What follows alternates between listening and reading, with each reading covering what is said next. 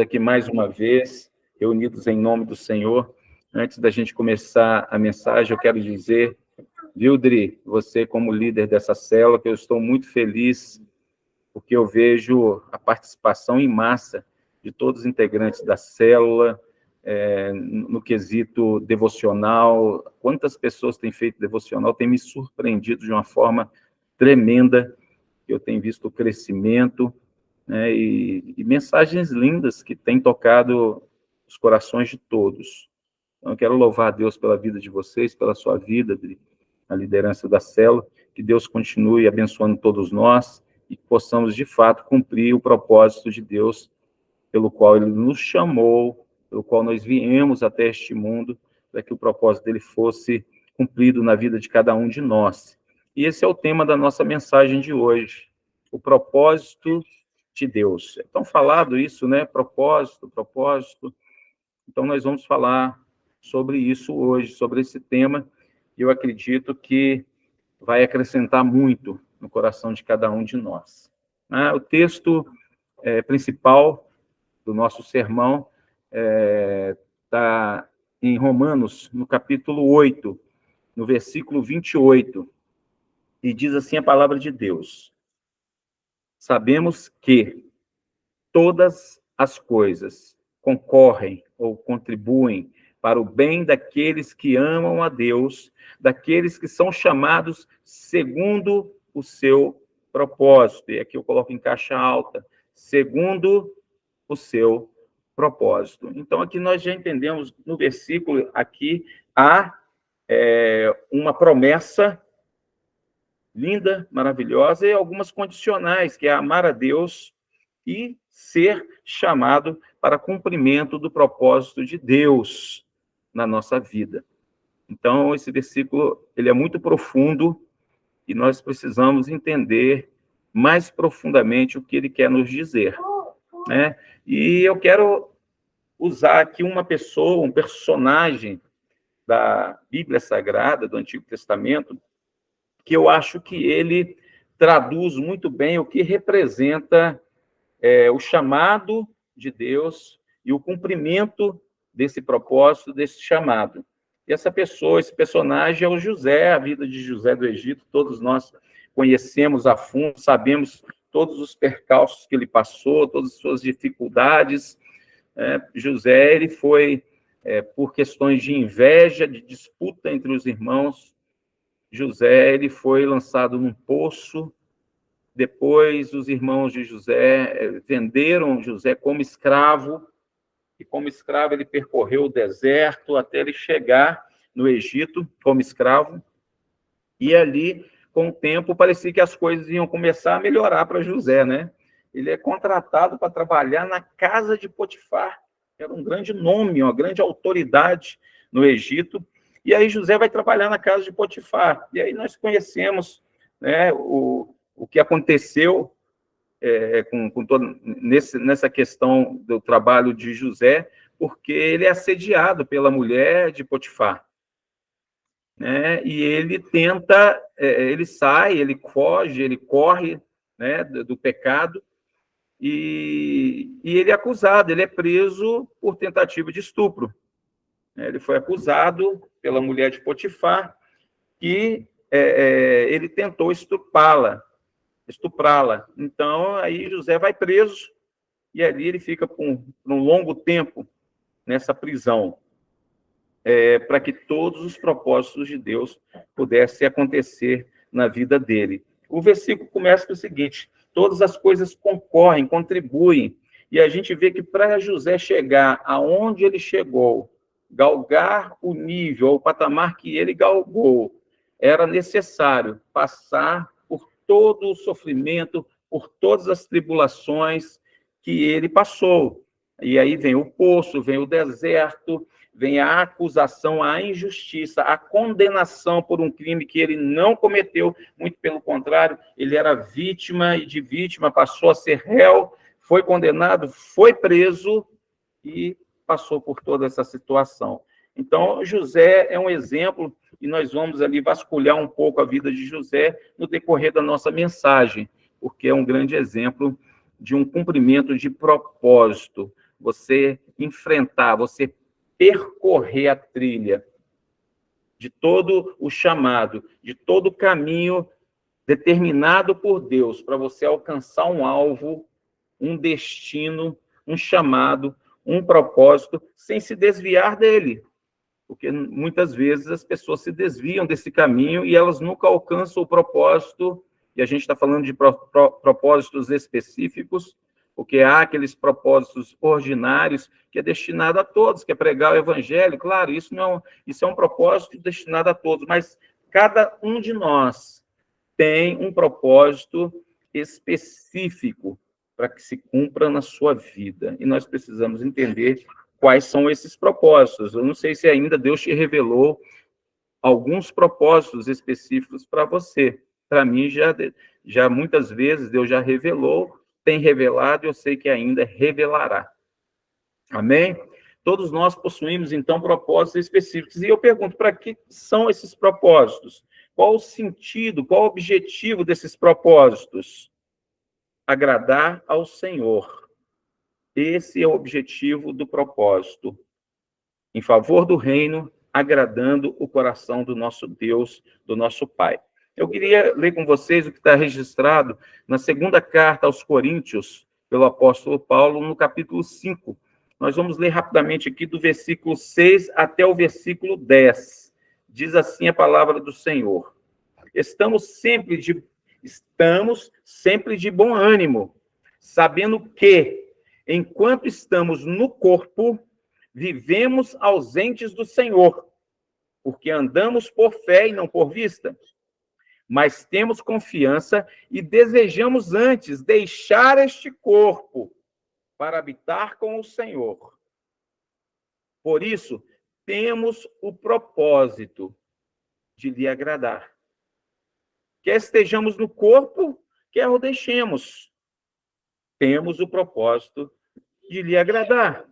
Porque todos devemos comparecer ante o tribunal de Cristo, para que cada um receba segundo o que tiver feito por meio do corpo, ou bem ou mal. Então, aqui nós vemos que há um tribunal de Cristo e ali nós vamos receber segundo o que nós tivermos feito por meio do nosso corpo, seja bem ou seja mal. Mas antes disso, a palavra está nos instruindo, e Paulo nos instrui a termos o propósito que agrada a Deus, o propósito que agrada ao Senhor.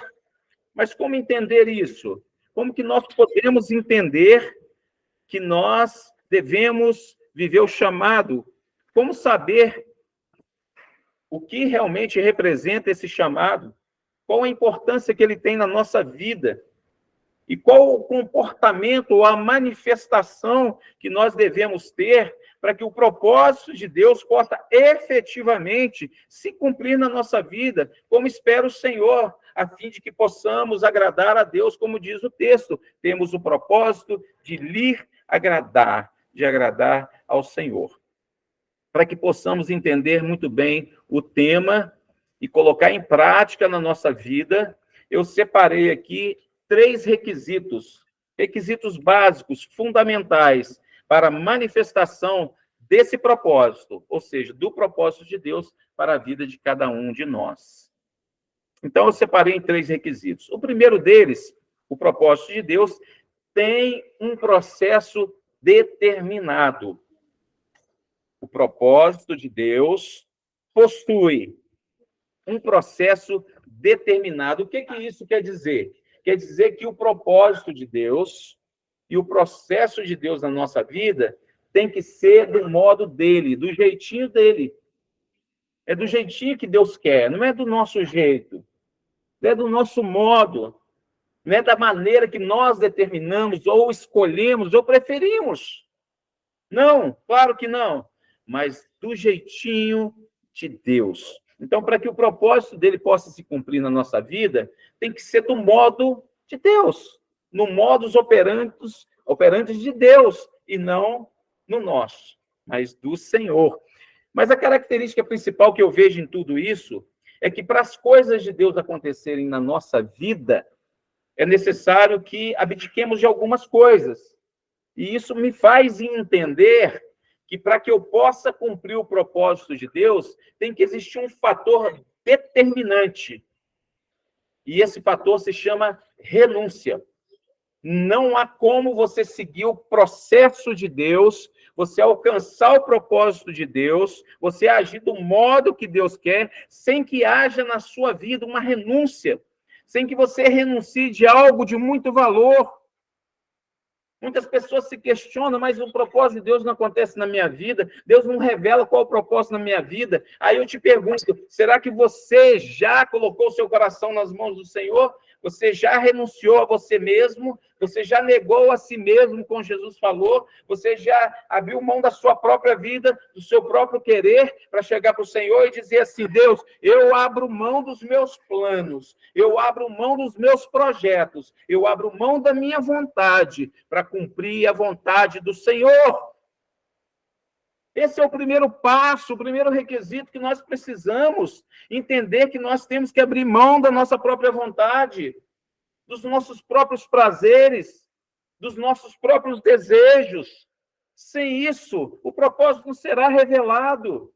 Sem isso, o propósito não irá acontecer na sua vida como de fato precisa acontecer. Nós viemos para um propósito, queridos. Nós não viemos nesse mundo simplesmente para poder usufruir o que o mundo tem, ou dormir, acordar, alimentar. Não, queridos. Há um propósito maior acima disso. Nós somos integrantes do reino de Deus. Nós estamos aqui para trabalhar a favor do reino de Deus. E se nós não vestirmos essa camisa, se nós não entendermos esse primeiro princípio, jamais nós conseguiremos entender qual é o propósito de Deus para a nossa vida. E como, de fato, nós iremos cumprir esse propósito. Então, o primeiro requisito é entregar a nossa própria vida.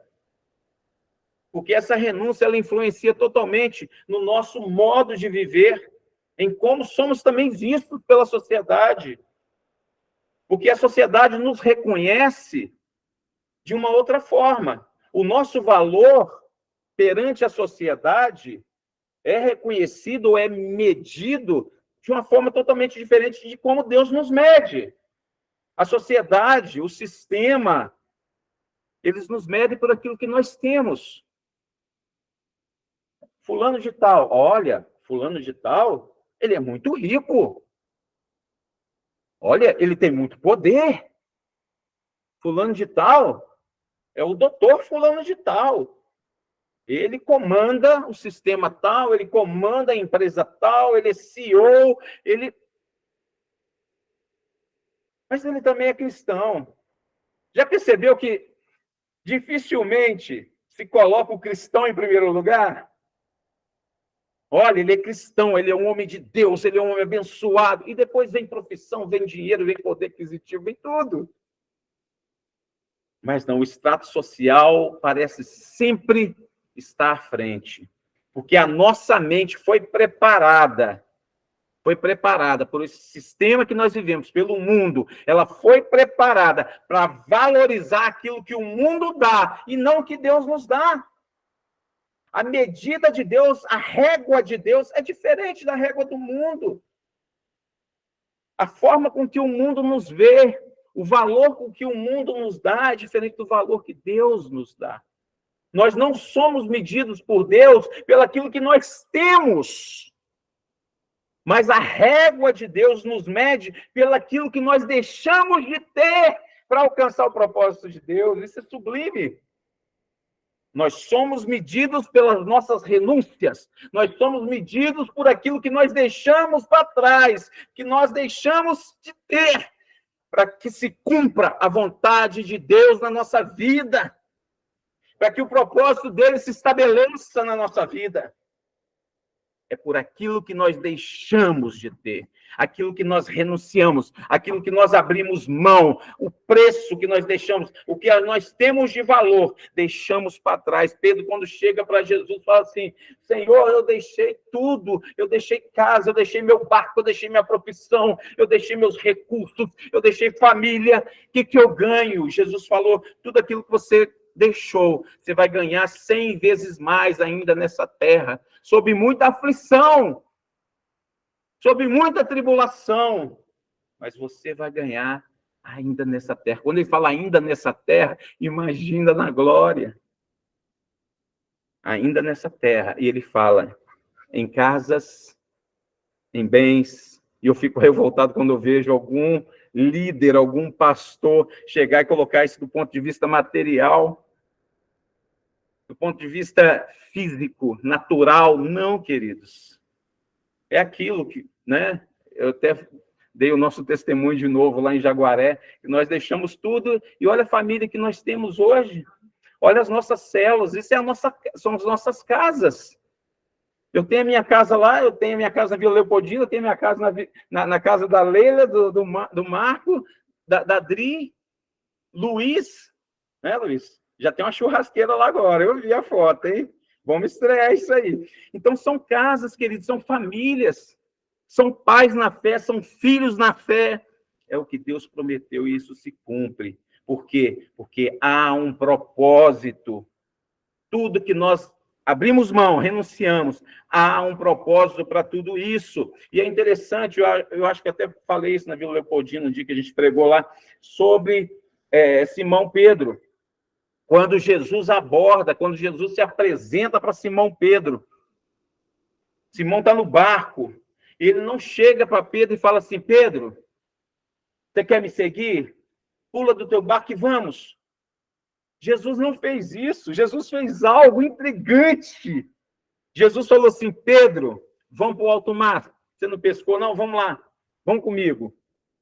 E Pedro faz uma pescaria como ele nunca havia pescado na vida dele, com toda a experiência de pescador. Ele enche a embarcação de modo que o barco vai andando, os peixes vão caindo, porque não comportava aquela quantidade de peixe. E quando ele chega na margem, com aquele peixe, eu fico imaginando a mente de Pedro. Pedro falando assim, eita, agora eu faturei.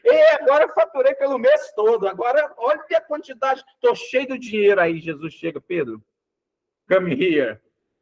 Come here. Pedro, larga tudo e me segue. Ele não fez Pedro largar só o barco, ele fez Pedro largar a maior pesca, a pesca que estaria talvez no Guinness Book daquela época. Fez largar tudo e agora me segue.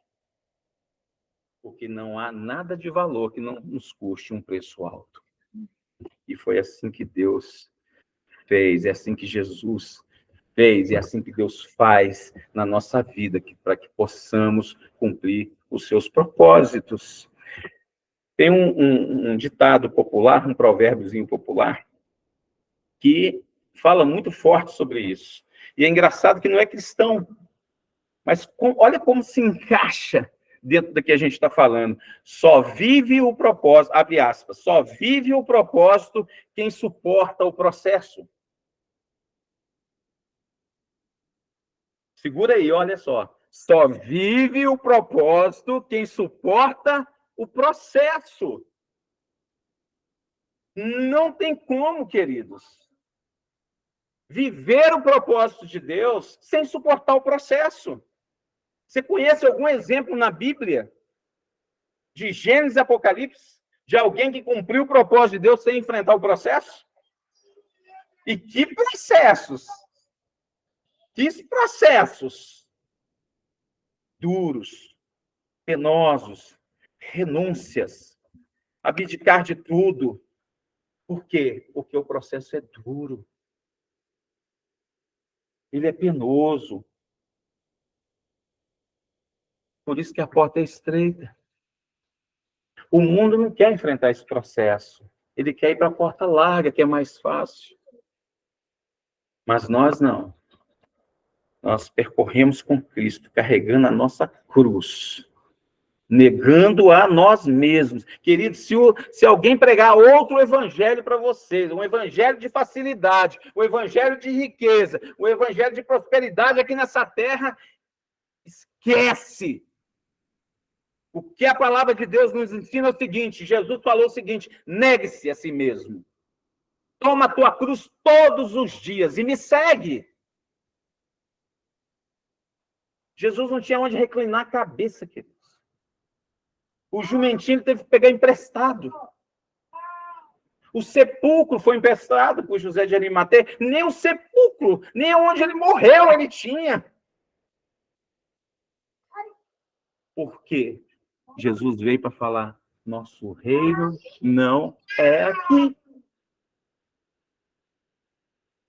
Busque tesouros no céu, porque o nosso reino não é aqui. Tiago 1, de 2 a 4, diz o seguinte: meus irmãos, considerem motivo de grande alegria, de grande satisfação, o fato de passarem por diversas provações, pois vocês sabem que a prova da sua fé produz perseverança, persistência, paciência, resiliência. E a perseverança deve ter ação completa. O que é isso? Cumprimento de propósito. Ação completa, a fim de que vocês sejam maduros e íntegros, sem que falte a vocês coisa alguma.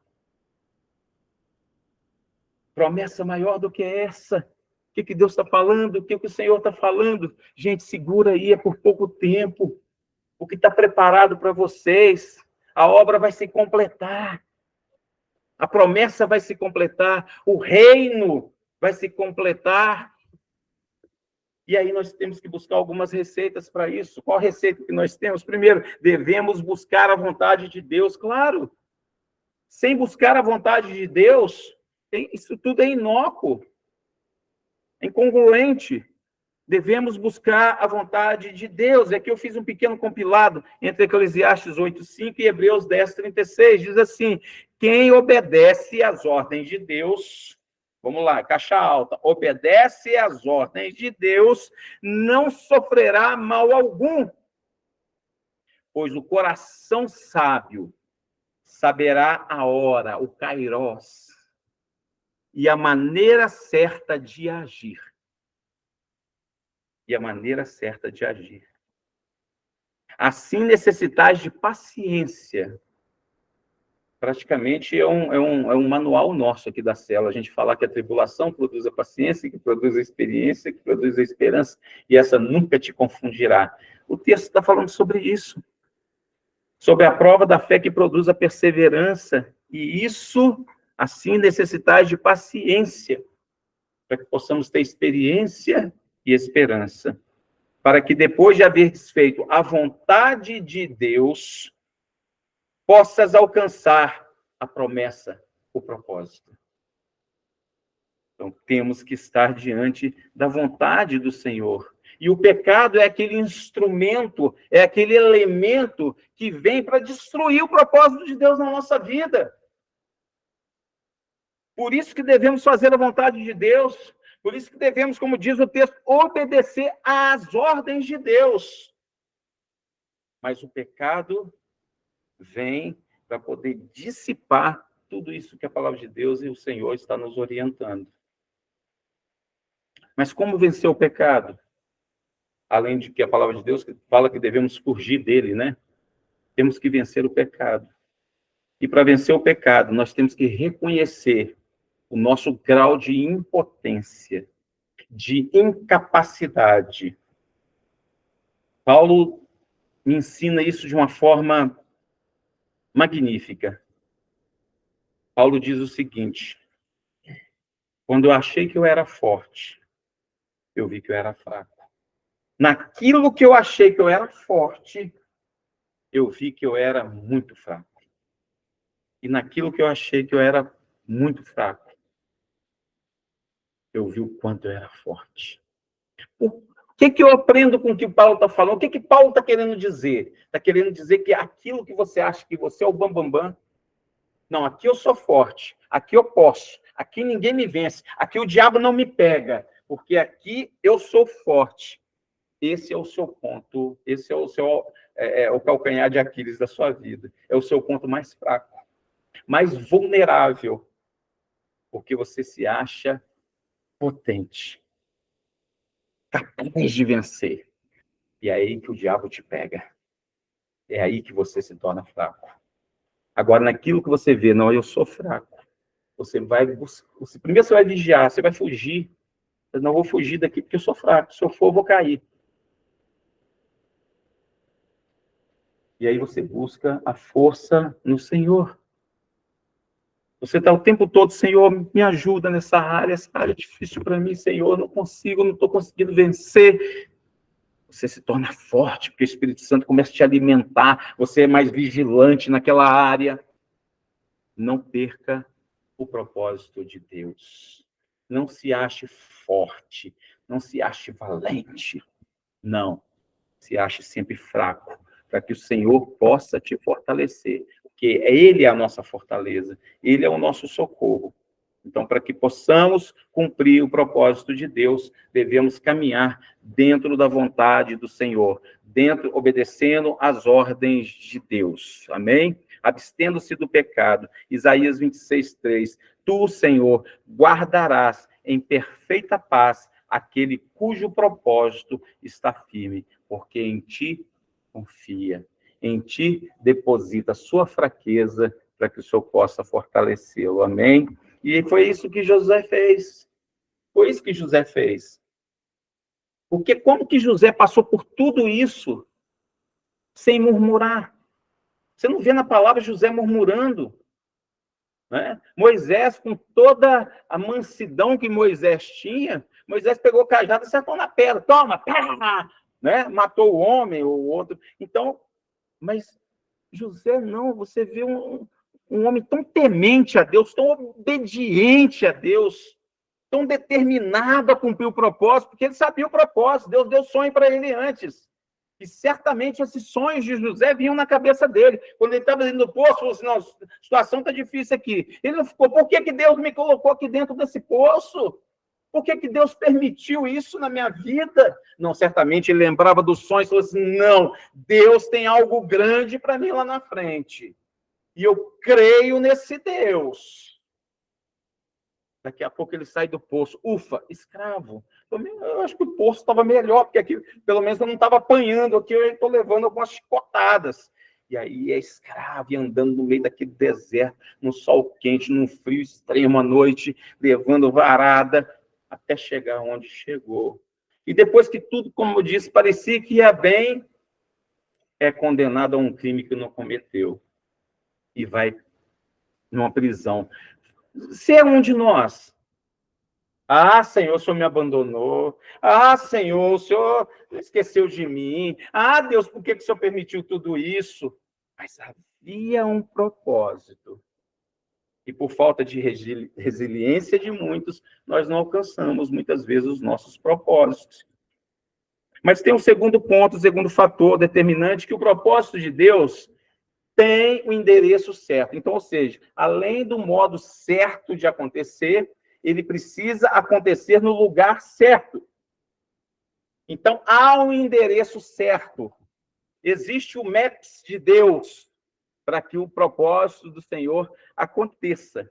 E eu tenho comigo, assim, eu utilizo muito isso, tenho falado com muitos irmãos, quando falam, eu vou me mudar, eu vou... Porque tem muitas coisas que eles... Que é claro, a gente não precisa orar, Senhor, será que eu posso ir ali no supermercado? Não, é do nosso cotidiano, isso não afeta o propósito de Deus.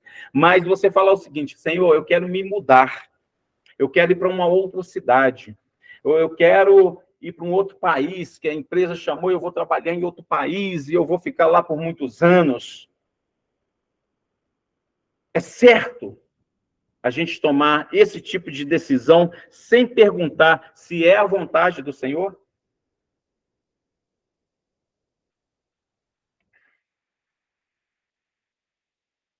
Quando uma pessoa toma uma posição de mudar, eu dei até esse mesmo exemplo em Jaguaré. O pai da minha cunhada, que não é o mesmo pai da Jéssica, são pais diferentes, ele tomou a decisão de mudar. Não foi outro exemplo que eu dei, foi o pai da Taniel, da minha cunhada. Ele tomou a decisão de sair do Nordeste e mudar para o Espírito Santo.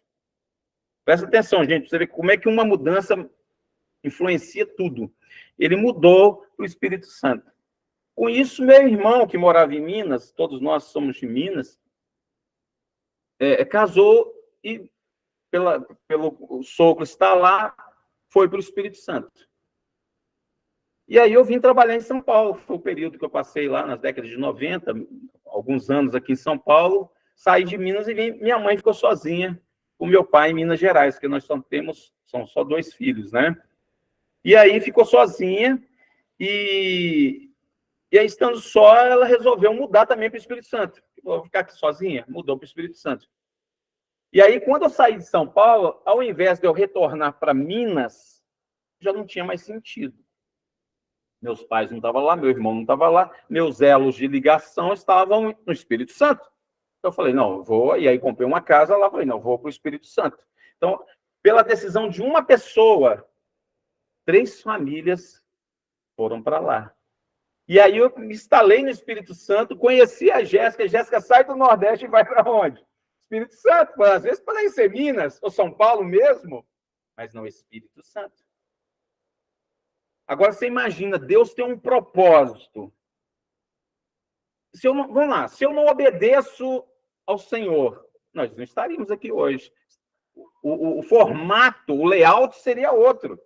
Talvez outro lugar, a obra de Deus não ia deixar de realizar, mas eu ia comprometer um propósito. E aí eu comprometo várias vidas. Eu mudo a situação de muitas coisas, porque eu deixei de obedecer um propósito ou porque eu estou obedecendo um propósito.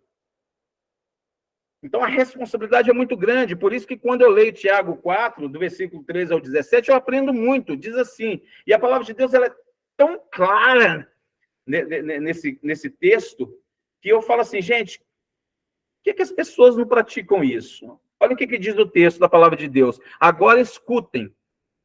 Olha o que Tiago está falando. Tipo assim, gente, cala a boca todo mundo. Me escuta aqui, que eu vou falar uma coisa muito importante. Ele começa assim, ó, agora escutem. Vocês que dizem, abre aspas, hoje ou amanhã iremos a tal cidade.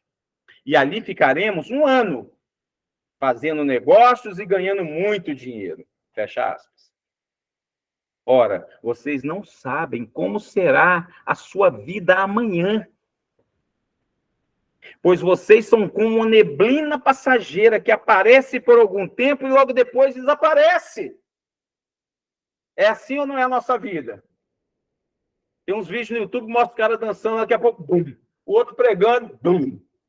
Pessoa sendo entrevistada na televisão, bum. O olhinho vira na hora e já morre. Instantâneo, gente, é assim, ó. O que vocês deveriam dizer é isto. Não o que vocês falaram antes, mas a frase que vocês devem dizer é esta, abre aspas. Se Deus quiser, estaremos vivos e faremos isto ou aquilo. Isto ou aquilo o quê? Ir para outra cidade, negociar, ganhar dinheiro. Então, se Deus quiser, faremos isto. Fecha aspas. Porém, vocês são orgulhosos e vivem se gabando. Pode bater, Senhor, bate mesmo. Vocês são orgulhosos e vivem se gabando, porque esse orgulho é mau. Portanto, comete pecado a pessoa que sabe fazer o bem e não faz. Qual bem? Buscar a vontade de Deus. Então, para que o propósito de Deus possa acontecer na nossa vida, nós temos que estar dentro do endereço de Deus, aonde Deus quer que nós estejamos. Paulo, quando quis ir para a Ásia Menor, pregar o evangelho, ainda que seja para pregar o evangelho, o Espírito Santo não o impediu. Falou, você não vai, porque não é vontade do Senhor. Então, nós temos que ter o discernimento de saber, Senhor, para onde eu vou? Senhor, aonde eu fico? Senhor, o que eu faço? E isso deve alcançar tudo na vida de uma pessoa. Seu emprego, sua profissão, aquilo que você está fazendo, aonde você vai morar. Uma viagem que você vai fazer. Já teve viagem minha da Jéssica que foi interrompida por Deus. Ele falou, vocês não vão, e nós não fomos. Já estava passagem comprada ou não? Acabou. Deus falou, vocês não vão. Eu falei, eu não vou. Casamento do irmão dela. Eu falei, eu não vou. Então, queridos, nós estamos aqui para obedecer o Senhor. Não importa se para isso tenhamos que renunciar a alguma coisa. Amém? E foi exatamente o que José fez. Então, nós vimos aqui no resumo, nós vimos que o propósito deve acontecer do modo certo. No lugar certo. E o terceiro e último quesito, no tempo certo. Então, tem que ser do jeito de Deus, no lugar onde Deus quer e no tempo do Senhor. Eclesiastes 9:11 diz uma coisa muito legal. Nosso mestre Salomão, com toda a sua sabedoria, olha o que ele diz: observei outra coisa debaixo do céu.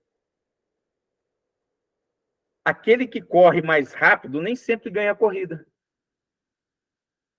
E o guerreiro mais forte nem sempre vence a batalha. Às vezes, os sábios passam fome. Os sensatos não enriquecem. E os instruídos não alcançam sucesso. Tudo depende de se estar no lugar certo, na hora certa. Quantas pessoas, às vezes, você vê que vai falar do Caneta Azul aí, que lançou a música certa na hora certa e fez um sucesso enorme. Imagina nós que temos que trilhar o caminho do Senhor. Para que tenhamos sucesso, nós temos que fazer a coisa certa, no lugar certo e na hora certa. Então, o sucesso é certo. Tem que ser no relógio de Deus, tem que ser no kairós de Deus. Assim como tem que ser na régua de Deus, tem que ser no relógio de Deus. Kairós tem origem grega e diz o momento certo. O kairós de Deus não é o nosso cronos, o nosso tempo. Nosso tempo é dividido em dias, meses, nós estamos numa terceira dimensão. Então, é tudo metricamente feito, estabelecido. Nós vivemos o nosso cronos. Mas o que é o kairós? O kairós é quando o tempo de Deus interfere no tempo do homem, no tempo dele, e o propósito acontece. Esse é o kairós de Deus. Porque o kairós de Deus não tem medida. A palavra de Deus fala que um dia é como 1000 anos como um dia. O kairós de Deus pode acontecer agora. Igual a gente estava conversando hoje lá, né, mãe? Eu falei, mãe, se Deus quiser mudar uma situação, em um instante, em um segundo, na fração de segundo, num nanosegundo, pá, eu já vivi isso na minha vida, muitas vezes, gente, e de forma sobrenatural. Deus faz isso. Temos que permitir que o tempo de Deus influencie nossa vida, que o tempo de Deus, o kairós de Deus, seja determinante para que o propósito de Deus possa se cumprir na nossa vida. Eclesiastes 3:1 diz: para tudo há uma ocasião certa, para tudo há um tempo certo.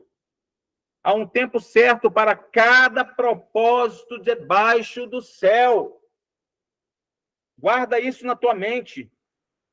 Faz um quadro com o Eclesiastes 3:1 e pendura no teu quarto. Você acorda e vai ler lá, olha. Há um tempo certo para cada propósito debaixo do céu.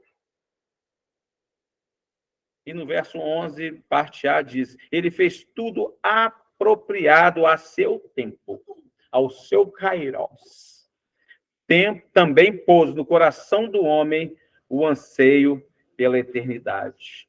Então, o que Deus faz? Ele coloca o anseio da eternidade no nosso coração, para que possamos viver o tempo dele e entender que isso é fundamental. Deus dá tudo na nossa mão, queridos. Meu Deus, nós temos um Deus que anda conosco todos os dias. Nós temos um Deus que pegou a gente e fez vocês agora são templo do meu Espírito.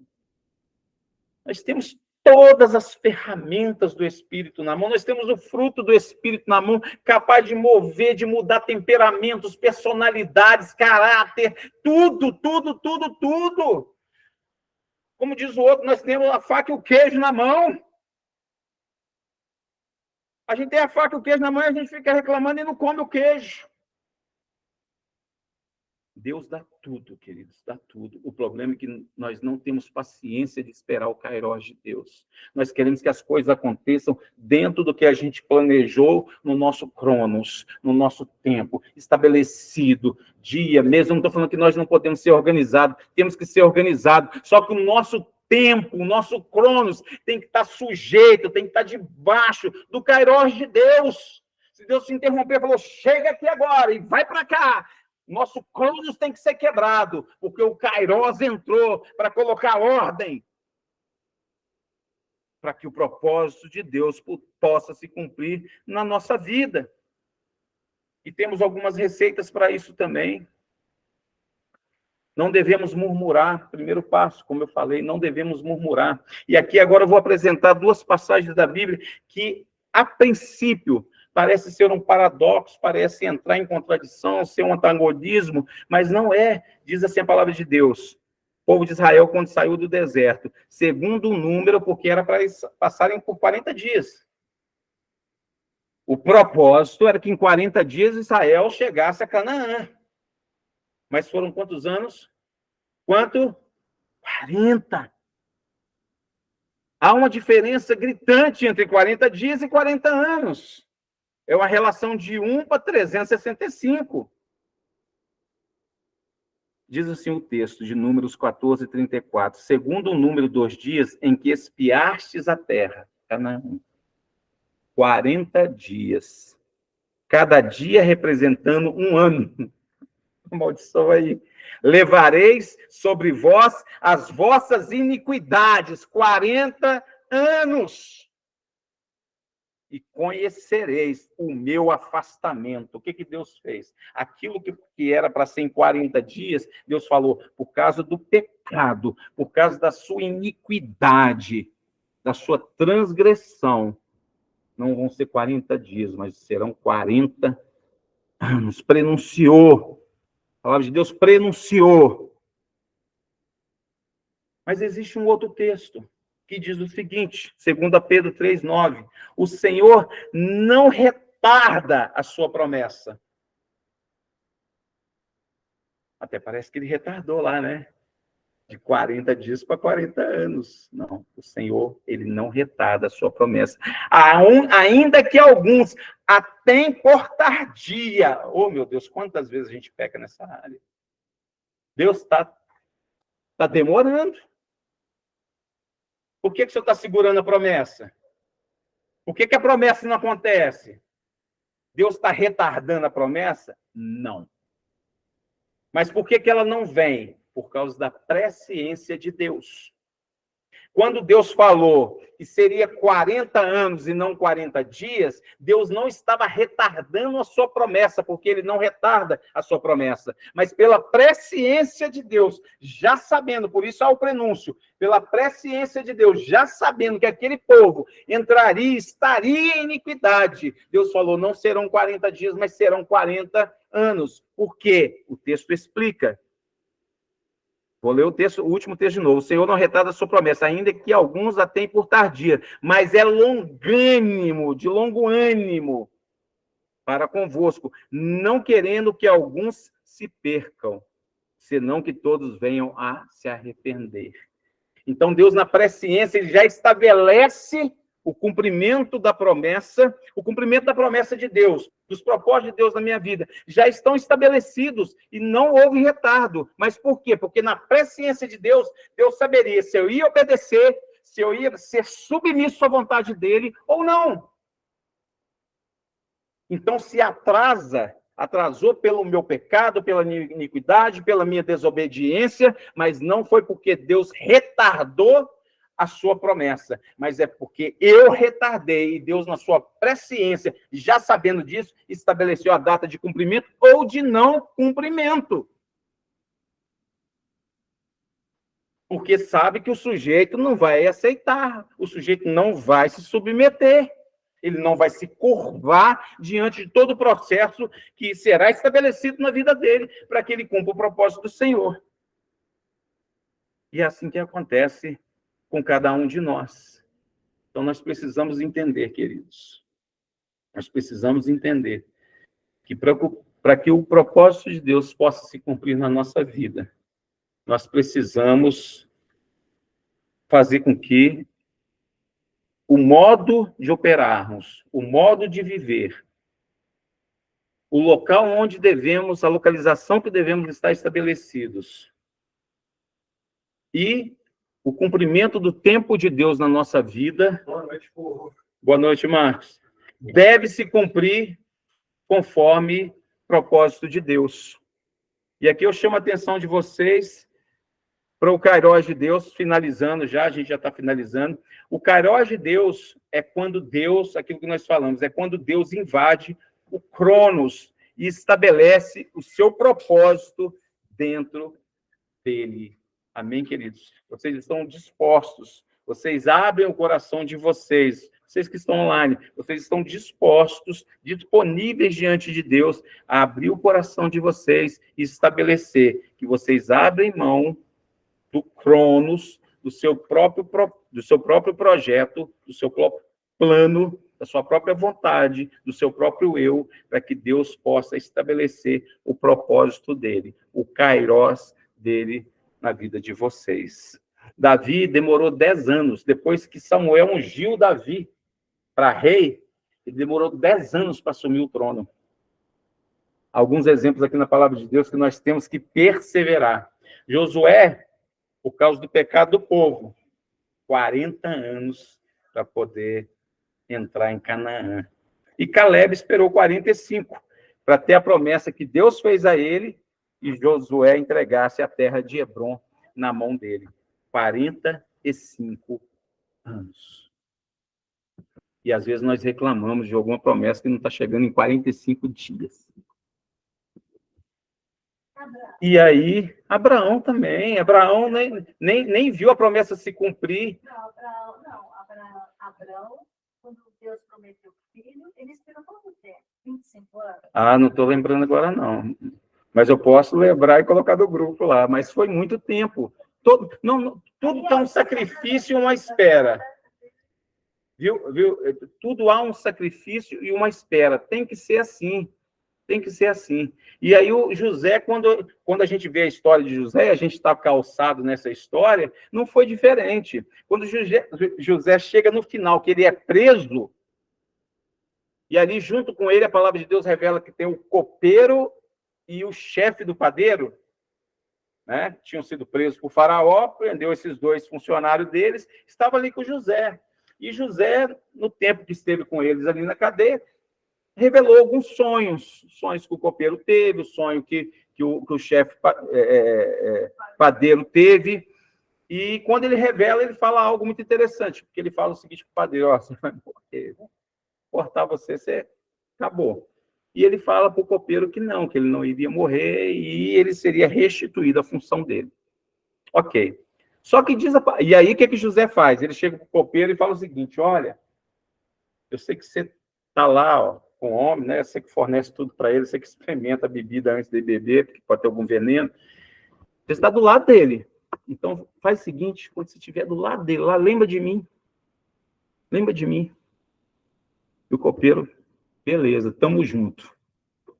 Joia, tamo junto. O que o copeiro fez? Nada. Esqueceu que o José existia. Por quê? Assumiu a função de novo, estava ali do lado do Faraó, o salário voltou para entrar na conta dele todo mês. Beleza.